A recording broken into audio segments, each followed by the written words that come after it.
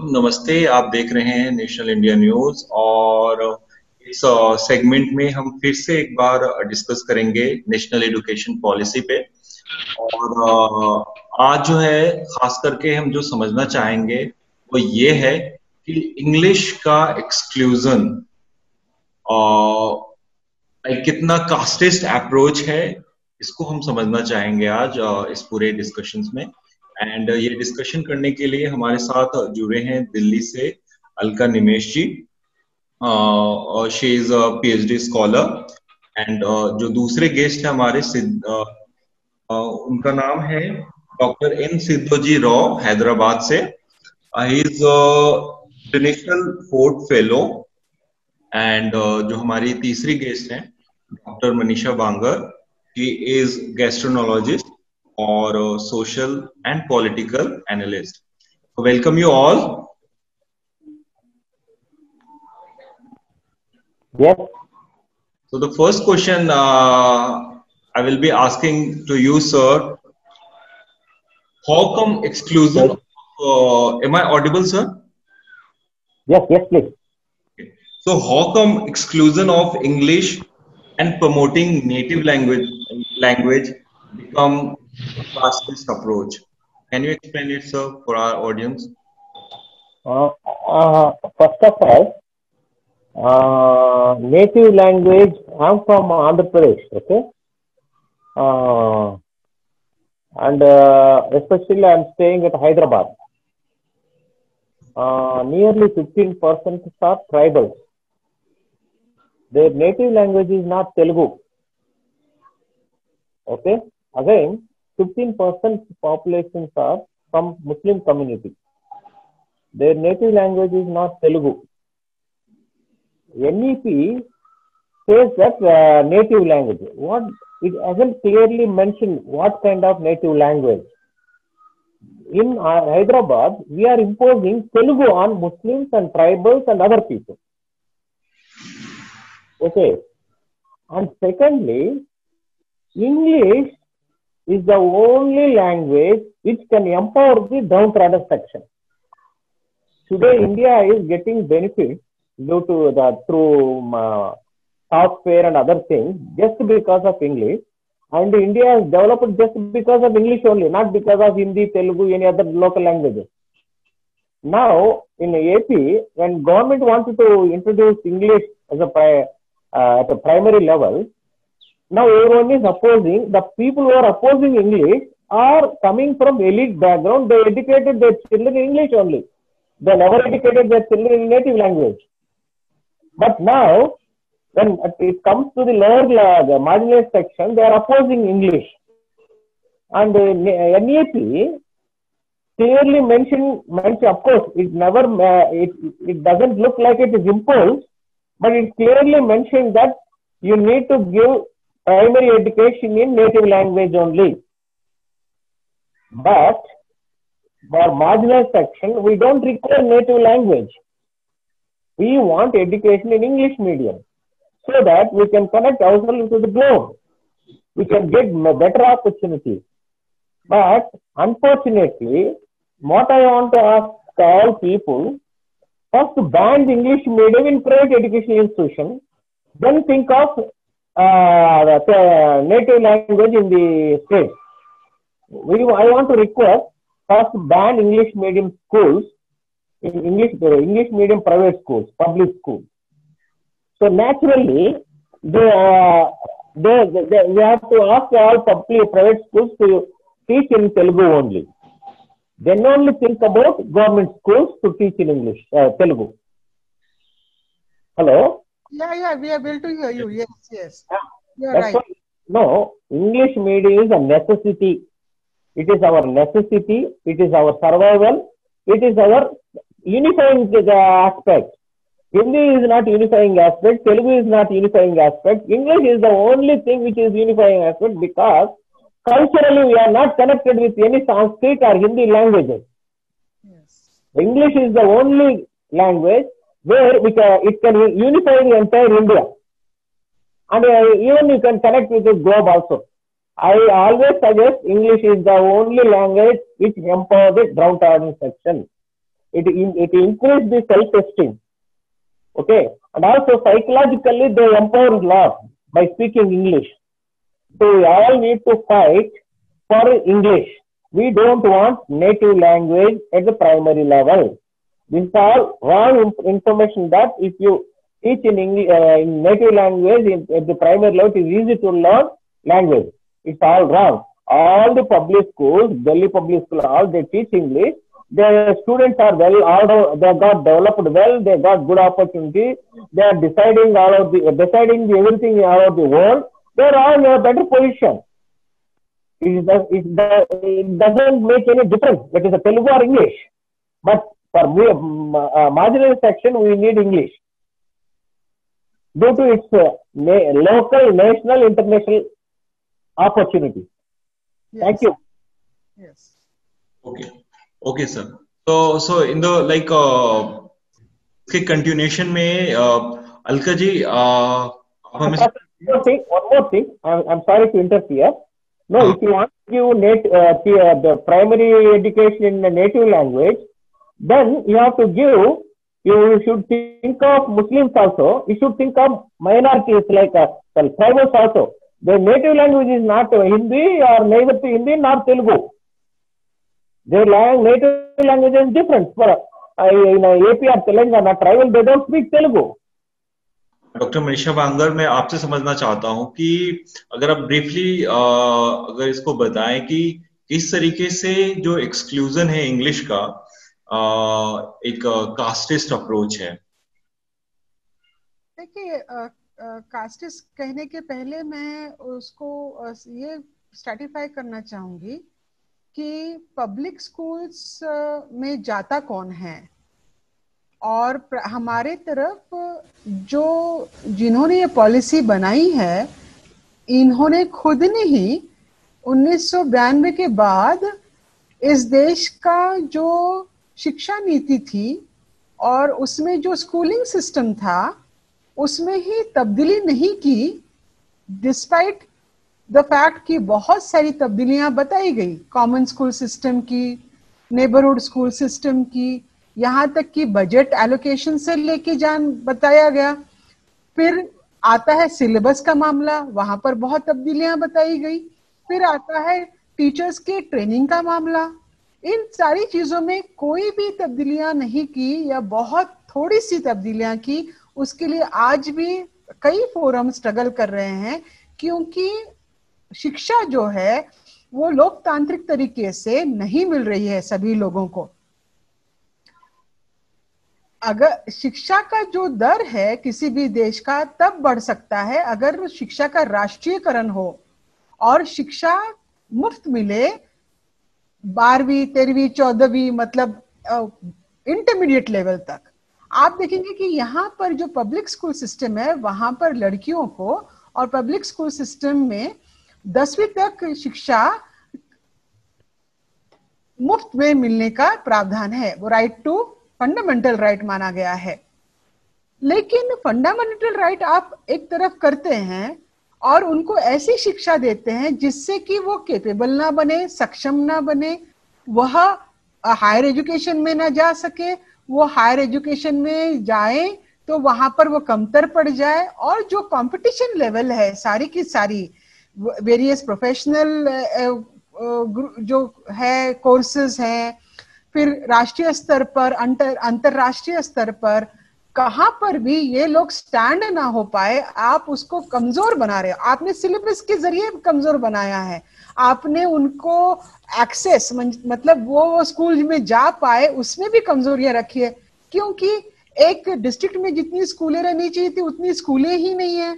आपने इसमें भी कमजोर रखा है इस सिस्टम को कि आपने क्वालिफाइड टीचर्स नहीं रखे हुए हैं, कॉन्ट्रैक्ट बेसिस में रखे हैं।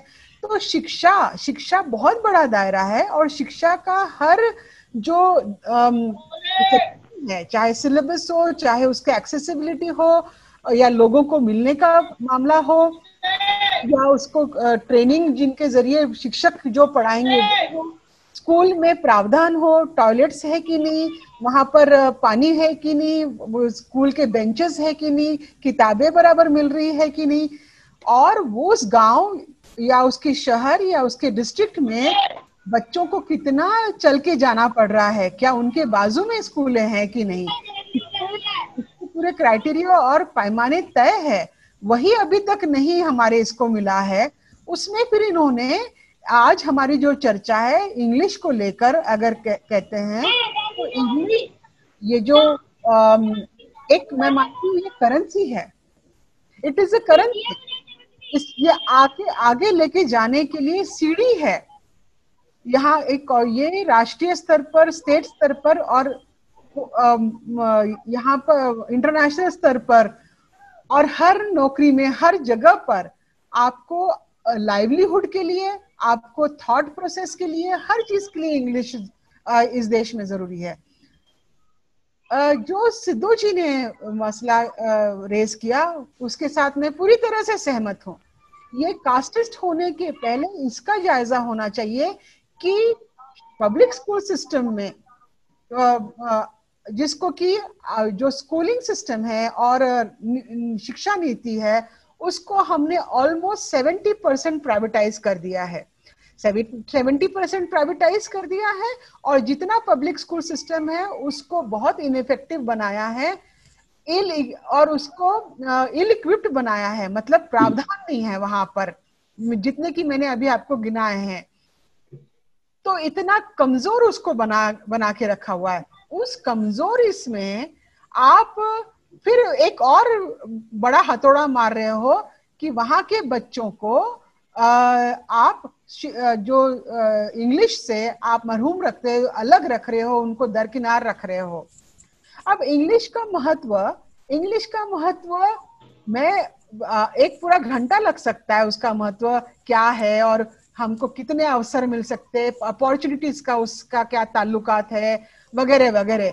लेकिन सबसे पहला ये है कि मैं ये भी नहीं कहूंगी, क्योंकि आम आदमी भी इस साजिश को समझ गया है कि जो नीति बना रहे हैं, जो सरकारें जिन्होंने एजुकेशन को प्राइवेटाइज किया, जो कि कांग्रेस की सरकार है, ये उच्च वर्णीय ब्राह्मणी सरकार है, या बीजेपी की सरकार हो, जो शिक्षा नीति आज बना रही है वह भी उच्च वर्णीय ब्राह्मण सवर्ण द्विज लोगों की सरकार है।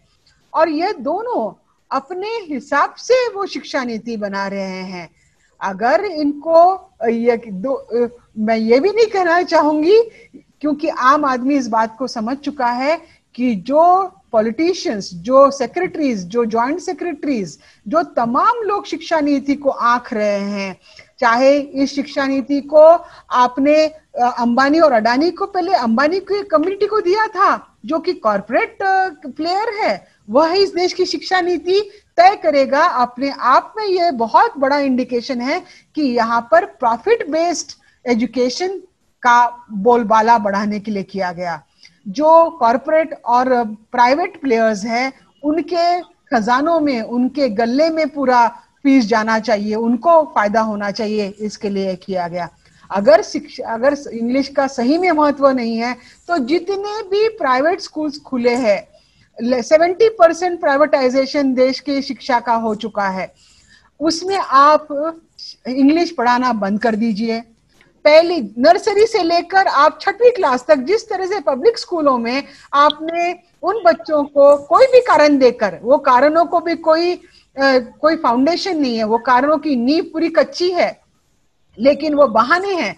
लेकिन अगर आपने करा है तो वो पूरी की पूरी तरह से प्राइवेट एजुकेशन स्कूल्स, जितने प्राइवेट स्कूल, चाहे वो डीपीएस हो, तमाम स्कूल, छोटे मोटे तमाम स्कूल्स, उनके बीच में उनको भी नर्सरी से लेकर 6वीं तक ABCD भी पढ़ाना के लिए मना कर दो, उसमें बैन कर दो, तब फिर वो इक्वलाइज होगा, तब वो इक्वल फुटिंग में होगा। साथ ही में जितने भी कॉलेजेस है, पूरा जो सिलेबस है उसको हिंदी में कर दो, एक जो भी यूनिफाइंग लैंग्वेज, जैसे कि कोरिया में किया है, कोरियन लैंग्वेज में, चाइना में चाइनीज लैंग्वेज में है।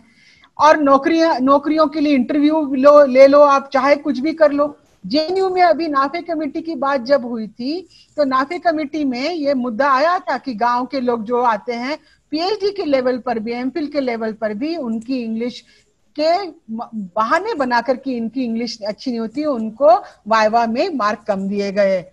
ये बात हुई है। तो फिर अगर ये आप मानते हो कि 80% इस देश का स्टूडेंट वर्ग गांव में अगर रहते हैं, उनके हिसाब से नीति बननी चाहिए। ओके, तो अगला सवाल जो है मैं अलका जी से पूछना चाहूंगा कि हमने ये सुना कि मतलब ये किस तरीके से कास्टिस्ट है, और कास्टिस्ट होने से पहले भी इसके पीछे का लाइक जो वजह है, और पब्लिक प्राइवेट इंस्टीट्यूशन की के बीच में जो प्राइवेटाइजेशन लाया गया है, और उसकी वजह से शिक्षा को किस तरीके से जो वंचित वर्ग है उनसे दूर किया गया है। तो मैं आपसे ये समझना चाहता हूं कि अगर तो इंग्लिश को प्राइमरी एजुकेशन से अलग कर देते हैं तो इसका क्या कंसिक्वेंसेस होगा? ओके, देखिए, अभी मैं सर को भी मैं सुन रही थी, मनीषा मैम को भी मैं सुन रही थी। क्या मेरी आवाज क्लियर है? जी जी। हाँ, सो देखिए, इसमें तो कोई कुछ दिखाई नहीं देता है। पूरा साफ साफ दिखाई दे रहा है कि इन्होंने प्राइमरी स्कूल तक जो इंग्लिश का जो ये एक्सक्लूजन किया है, सीधा सीधा इशारा कर रहा है कि कास्टिस्ट मेंटेलिटी के साथ ये किया गया है। अब देखिए प्रॉब्लम क्या है हमारे देश में, जैसे अभी मनीषा मैम बोल रही थी कि हमारी एजुकेशन पॉलिसी में इंग्लिश मीडियम और हिंदी मीडियम को लेकर एक बहुत बड़ा सवाल है कि एमफिल पीएचडी तक आते हुए, क्योंकि उन बच्चों ने हिंदी मीडियम से पढ़ाई की होती है और एकदम से आके और उन पर इंग्लिश का बर्डन हो जाता है, उसे दूर करने से तो ये लोग उस पर तो इन लोगों का ध्यान नहीं है, बल्कि इसके अलावा उन्होंने एक नई रणनीति, एक नया प्रपंच, एक नया षड्यंत्रकारी जो फैसला लिया है कि 5वीं तक प्राइमरी स्कूल तक जो है बच्चे इंग्लिश मीडियम, मतलब इंग्लिश को ही हटा दिया गया, बच्चे मतलब इंग्लिश को पढ़ ही नहीं पाएंगे। बिल्कुल सही है, बिल्कुल सहमत हूँ मैं मनीषा मैम की बात से कि क्या ऐसा सभी प्राइवेट संस्थानों में किया गया है? ये बहुत बड़ा सवाल है। अगर प्राइवेट संस्थानों में ये फैसला नहीं लिया गया है तो सरकारी जो फैसला, सरकारी संस्थानों में ये फैसला क्यों लिया गया है? सीधा सीधा इशारा हमारे बहुजन स्टूडेंट्स की तरफ जाता है कि जब हमारे बहुजन स्टूडेंट्स सरकारी स्कूलों में पढ़ेंगे तो वो शुरुआती तौर पे, जब बच्चा छोटा होता है 5 साल से लेकर 10 साल तक प्राइमरी स्कूल जब वो पढ़ेगा, उसे इंग्लिश का ABCD भी नहीं आएगा। तो आप देखिए कि कितना बड़ा एक्सक्लूजन है।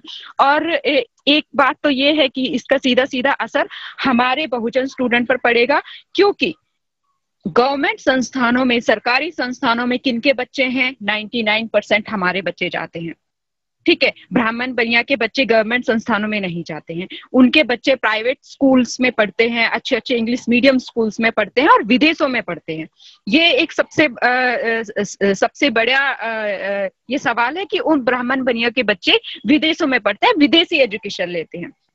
यहाँ की एजुकेशन पॉलिसी के साथ इतना बड़ा खिलवाड़ करना, और सबसे बड़ी बात यह है कि इसको फॉर्म इस तरीके से किया गया है कि ये सारी बातों पर किसी का ध्यान ही ना जाए। ठीक है, उस तरीके से इसको ढक दिया गया है।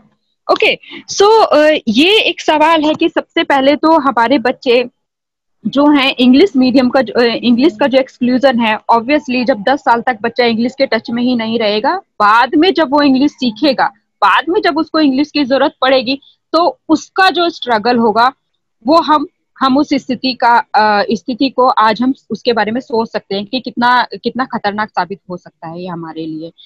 और दूसरा बात ये है कि जैसे कि मैं बात कर रही थी कि इनके बच्चे विदेशों में पढ़ते हैं, और इसलिए यहाँ की एजुकेशन के बारे में हमारे स्टूडेंट को ध्यान में ना रखकर ये इस तरीके की पॉलिसी बना रहे हैं। और एक सवाल ये भी है इंग्लिश को हटाने का, क्योंकि आज इतने सालों में, क्योंकि आज स्वतंत्रता दिवस है, हमने आजादी पाई। खैर, हमें तो आजादी 26 जनवरी को ही प्राप्त हुई थी, जिस दिन हमें अधिकार मिले थे। हमारे लिए आजादी के मायने वो हैं।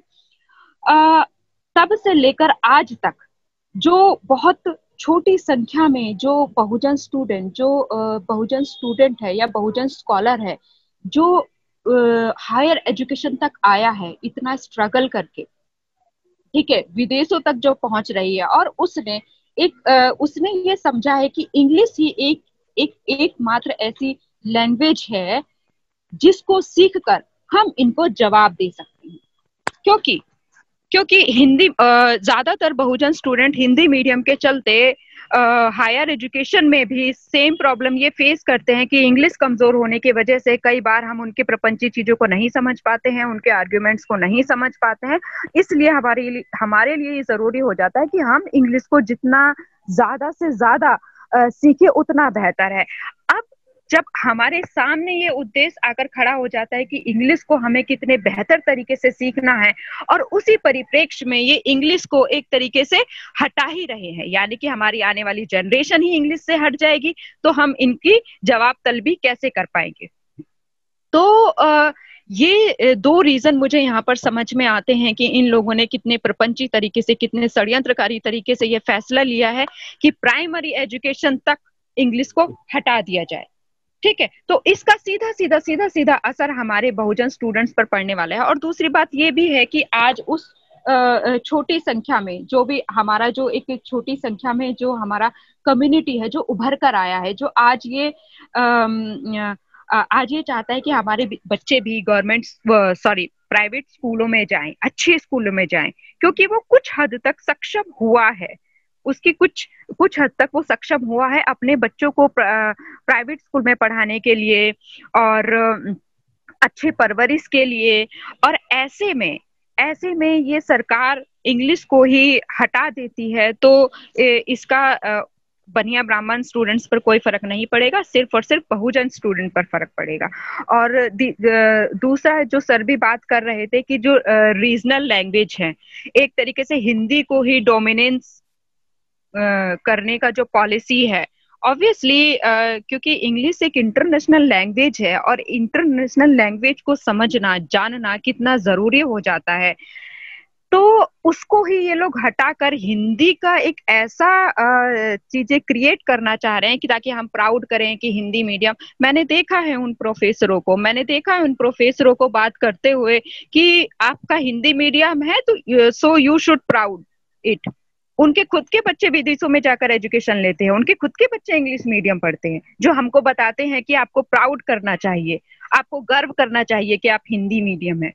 हम अगर हिंदी मीडियम है तो व्यवस्था भी वैसी ही होनी चाहिए, हर चीज हिंदी मीडियम में होनी चाहिए। मतलब एक तरीके से लैंग्वेज का ये जो क्रिएट किया गया है, एक प्रपंची जो चीज क्रिएट की गई है कि हाँ हमारा इंग्लिश अच्छा ना होने की वजह से हम इनके आइडियाज को उतने बेहतर तरीके से नहीं समझ पा रहे हैं। मैं सभी की बात नहीं कर रही हूँ, मोस्टली स्टूडेंट हमारा हिंदी मीडियम बैकग्राउंड से आता है और एकदम से आके हायर एजुकेशन में उसके सामने सिर्फ और सिर्फ इंग्लिश होती है, तो वहां स्टूडेंट कितनी सारी प्रॉब्लम फेस करते हैं। ठीक है, आज अगर हम इस जरूरत को समझ पाए हैं कि अगर हमको इनको जवाब देना है तो इंग्लिश हमको स्ट्रॉन्ग करना ही होगा, और ऐसे में हमारे आने वाली जनरेशन के सामने ये एक ऐसी नीति ले आते हैं कि इंग्लिश को ही ये उतना कमजोर करने की बात, तो सीधा असर ये एक तरीके से जातिवादी कहा जा सकता है, और इसका सीधा असर हमारे बहुजन स्टूडेंट्स पर है। और शिक्षा का जो इन्होंने निजीकरण किया है, वोकेशनल स्टडीज को जो इन्होंने बहुत ज्यादा एक तरीके से तवज्जो देने की कोशिश की है, तो इसमें क्या होगा इसको मैं इस तरीके से समझ पा रही हूँ क्योंकि जब हमारे स्टूडेंट्स पढ़ते हैं गरीबी से निकलकर, जो स्टूडेंट बड़ी मेहनत करके या बहुत स्ट्रगल करके निकलते हैं, उनके सामने जब वो वोकेशनल स्टडीज खड़ी होगी, ठीक है, वो हायर एजुकेशन की तरफ मुंह नहीं देखेंगे, वो मोबाइल रिपेयरिंग का काम सीखेंगे, वो इलेक्ट्रॉनिक का काम सीखेंगे, क्योंकि उन्हें जल्दी से जल्दी जॉब चाहिए। ठीक है, तो एक भारी भरकम संख्या में बहुजन स्टूडेंट का जो संक्रमण होगा वो वोकेशनल स्टडीज की तरफ होगा, यानी कि एक तरीके से इनको वो इलेक्ट्रॉनिक मजदूरों की तादाद प्राइवेटाइजेशन करके वो मजदूरों की तादाद ज्यादा बढ़ानी है, ना कि वो स्कॉलर लेबर ना कि वो स्कॉलर जो इनकी पॉलिसीज को क्वेश्चन कर सके, ना कि वो बुद्धिजीवी लोग जो इनके नीतियों को क्वेश्चन कर सके। तो इस तरीके से मैंने इस पॉलिसीज को समझा है, जो कि हमारे स्टूडेंट्स के लिए, हमारे लिए जातिवादी रूप लेकर आई है। जी जी, थैंक यू इतना एलेबरेट करके एक्सप्लेन करने के लिए हमारे दर्शकों के लिए। सो इसी के साथ में इस कन्वर्सेशन से ये काफी क्लियर होकर करके आ रहा है कि ये कितना डेंजरस है, और कितना डेंजरस और जाकर के इसके जो कंसिक्वेंसेस होंगे और कितने डेंजरस निकल करके आएंगे। और जिस तरीके से आपने एक्सप्लेन करा और मैम ने एक्सप्लेन करा और सिद्धू जी रॉ ने भी एक्सप्लेन करा है कि जो, और ये हमारे सामने क्लियर हो रहा है कि जो जो करंट रिजीम है, बीजेपी गवर्नमेंट है, वो जो आरएसएस का एजेंडा है उसको सामने लेकर करके आ रही है। So next question I want to ask you, sir, that like now we are aware that that this current government is carrying or putting forward the agenda of RSS and Hindutva ideology. So what we are going to do about it, like we as a Bahujan, how are we going to counter this? Because we before asking answer the question, anyway, we need to educate our people. Okay, and secondly, we need to expose the hypocrisy of government and hypocrisy of upper class, hypocrisy of the upper class. Okay, we need to expose, and also we need to organize many a kind of public demonstration. Okay, at present, in present conditions, we may not be able to do we conferences and some kind of protest. We need to do that. But one more thing I want to tell you, sir. I've seen that regarding this, why they are why they want native language as a medium of instruction at early age. But unfortunately, it also has the practice bad. The reason is that learning English at early stage is easier than learning at later stage. At present, we are learning English at later stage. And in fact, it is more effective at early stage. Moreover, people who have learned English at early stage are more proficient in English and able to grab many opportunities than those who have learned English at later stage. Furthermore, they are good at communication skill in English. Marginalized communities who are not able to go to English medium schools, they have not been able to get many opportunities, as they have not been able to compete with other people who have been educated in English medium schools. So English is their necessity and demand and hope also. Unfortunately, our what do you call this upper caste people, they are exposing their hypocrisy. People who have educated mother tongue as the medium of instruction have educated their children in English medium schools only. And also, people who are opposed English medium are probably intended to keep downtrodden as they have been for decades. So that's why, and anyway, I'd like to appreciate Manisha and youth, sir, for initiating this kind of conferences and through Zoom. And we need to educate all our people, and we need to have a common agenda. We need to have a unifying agenda. And also, we should not get debated by ourselves. First of all, even if we debate, we should come to a conclusion that what we need, whether we need English or not. And we need to have a common agenda, then we have to fight for that. And also we need to mobilize, especially Dalit MPs, to tell them that we don't want native language, we want English only. Though we have a lot of difficulties, especially in northern states, and learning English is very difficult than the southern states. Southern states somewhat, we were taught in English to some extent, that's why it is easy for us to learn English. But we need to educate our people that, and we need to tell our MPs, we need to tell our intellectuals, and we need to express our opinion through media, through our representatives, through again protest. Then only we'll be able to convey to the top level. Unfortunately, the Prime Minister or BJP government is not able to listen to the views of the marginal section. Because the reason is that they are kind of dictatorial tendency. They are showing dictatorial tendency. Very sophisticated way they are implementing their agenda. Even new education policy also, it looks very nice apparently, but actually there is no place for reservation in that new education policy. It's highly centralized and highly encouraging the private sector. And then there are last part what I said. What I want to say that we need to mobilize our views. And that means we have to convey our happiness or unhappiness to our MPs. And also we have to publish our happiness or unhappiness through media. And also we have to organize some kind of protest. And the government should know that many people are not happy with mother tongue. Again, not happy with new education policy. Of course, it's not exactly everything. We have our own concern with relation to some of the aspects, especially hidden agenda of new education policy. Thank you, sir. Thank you, sir, for putting this forward. So the final comment, ma'am मैं आपसे लेना चाहूँगा कि the same question कि like it's very much clear कि कहाँ पे किस तरीके से problems हैं और किसका एजेंडा कहाँ पे कौन एग्जीक्यूट कर रहा है. तो इसके बारे में हम क्या कर सकते हैं, हम क्या करने वाले हैं और ये कितना जरूरी है कि हम इसको रोकें और because it's very much clear कि कितना डेंजरस है और इसके कंसिक्वेंसेस कितने डेंजरस होने वाले हैं. तो आप अगर इस पे थोड़ा सा लाइट डालें कि हम इसको किस तरीके से रोक सकते हैं और हम क्या करने वाले हैं इसमें.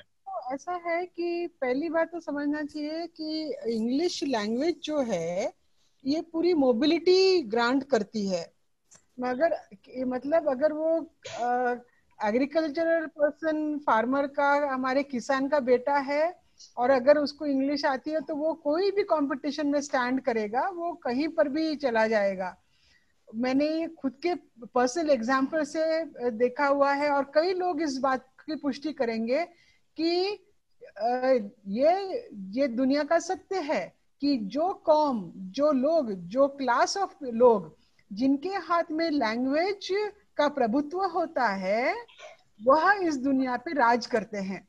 और इसी को लेकर जो आज शिक्षा नीति बना रहे हैं उनके पूर्वजों ने उस वक्त संस्कृत भाषा जो है अपने आप को महान घोषित कर दिया. उसके बाद में संस्कृत भाषा को महान घोषित कर दिया और महान घोषित करने के बाद अपने तक ही सीक्रेट कोड करके रखा और बहुतांश लोगों को उससे बेदखल कर दिया. बेदखल करके उस लैंग्वेज की महत्ता बढ़ाई इन्होंने. बोली तो जा रही थी पाली और प्राकृत, और जितनी भी हमारी लैंग्वेज है जो सेंट्रल इंडिया ऊपर से लेके तो नीचे तक द्रविडियन लैंग्वेज है, उनका उद्गम पाली लैंग्वेज में से हुआ है, प्राकृत और पाली में से हुआ है.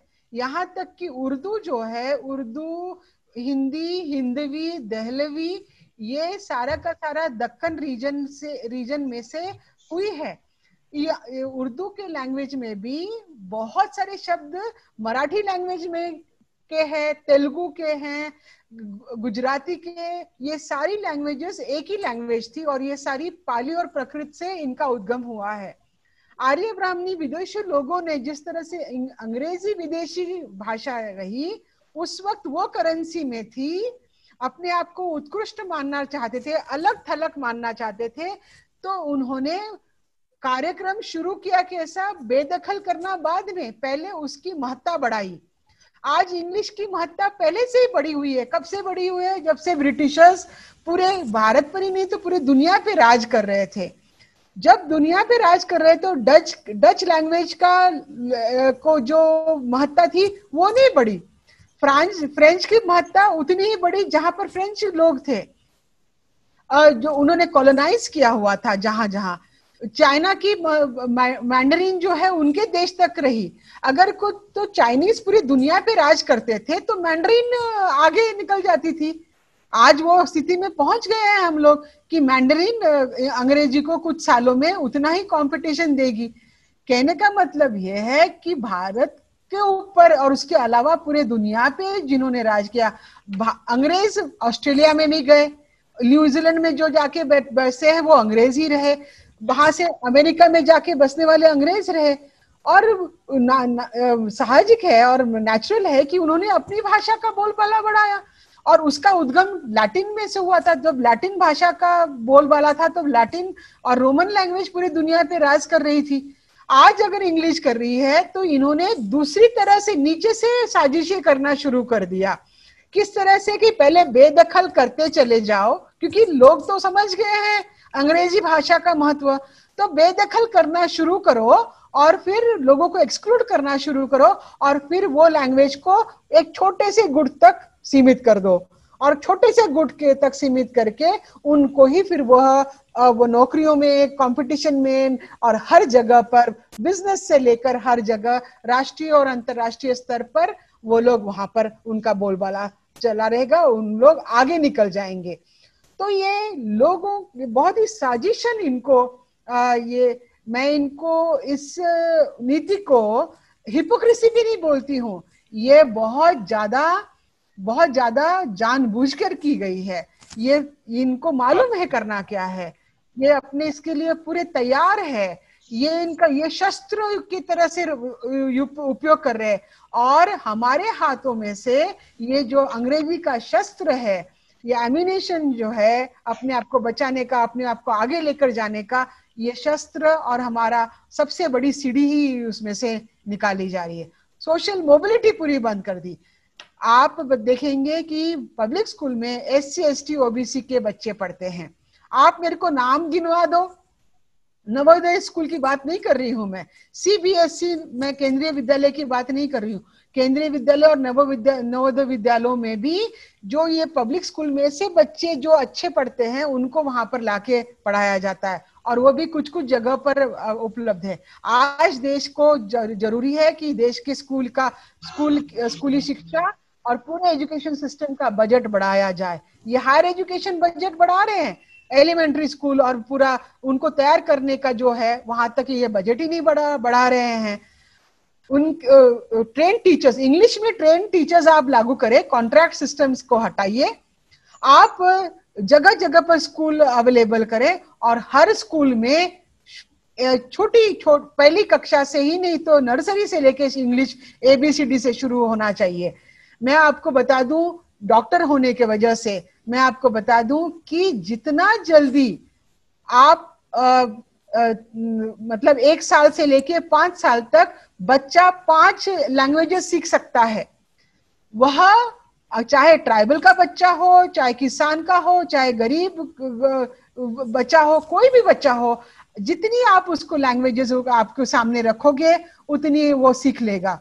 दूसरी बात है कि वाकई में सिद्धू जी ने जो बोला है वह सही है कि बहुत सारे लोगों की भाषा अंग्रेजी नहीं है, तो उन मराठी भी नहीं है। कई मेलघाट में रहे और कई लोग हैं महाराष्ट्र और विदर्भ के तरफ के लोगों की मराठी और बॉम्बे के लोगों की तरफ की मराठी, कई शब्द ऐसे हैं जो अलग है और कई लोगों को वो समझ में भी नहीं आती है। उन्होंने पूना और महाराष्ट्र मुंबई की तरफ की मराठी को उन्होंने शुद्ध मराठी बोला है।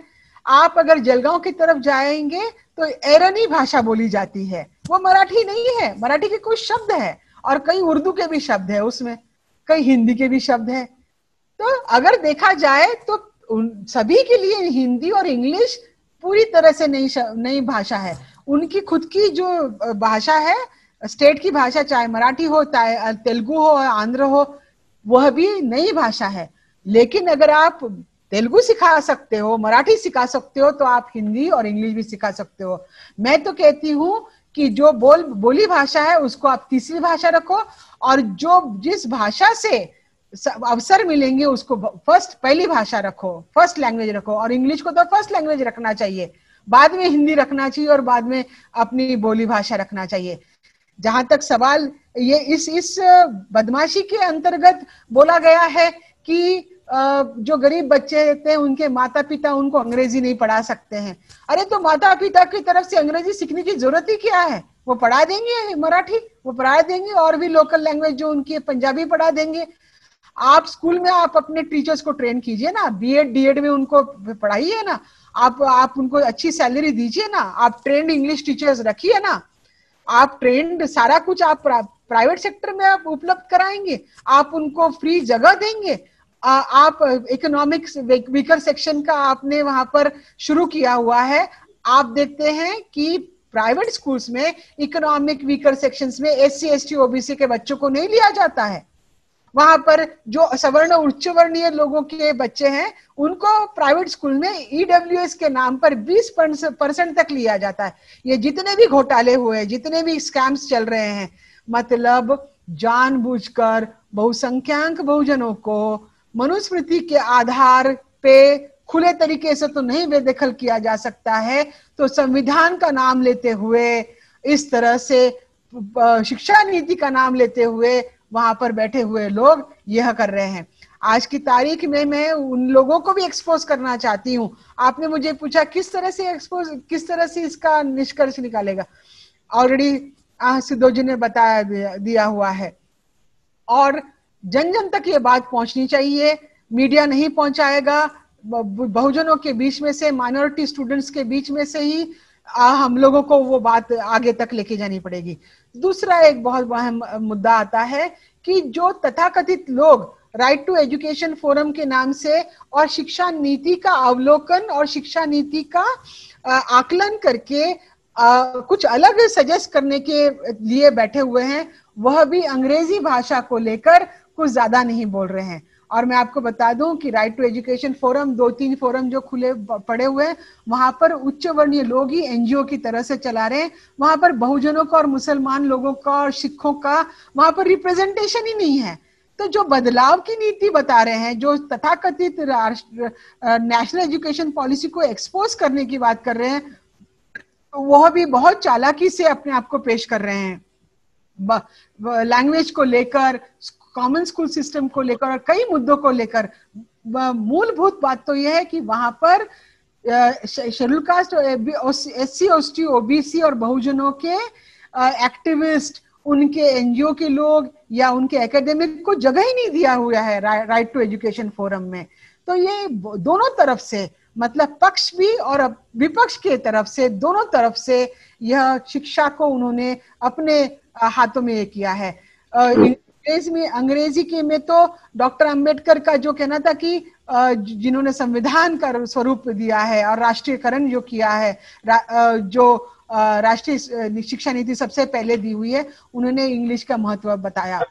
पेरियार साहब ने बताया, सभी लोग जो इस चीज को मानते हैं वो, यहाँ तक कि फुले साहब ने हंटर कमीशन के सामने अंग्रेजी में रिप्रेजेंटेशन दिया। कितने साल पहले की बात है? 150 साल पहले की बात है। और वो 150 साल पहले अंग्रेजी में बताएंगे। आज वही आर्य ब्राह्मण विदेशी लोगों के अंग्रेजी में शिक्षा लेते रहेंगे, लेकिन जो फुले साहब और पेरियार साहब और अंबेडकर की जो लेगेसी लेके चलने वाले लोग हैं, उनको अंग्रेजी से बेदखल करेंगे।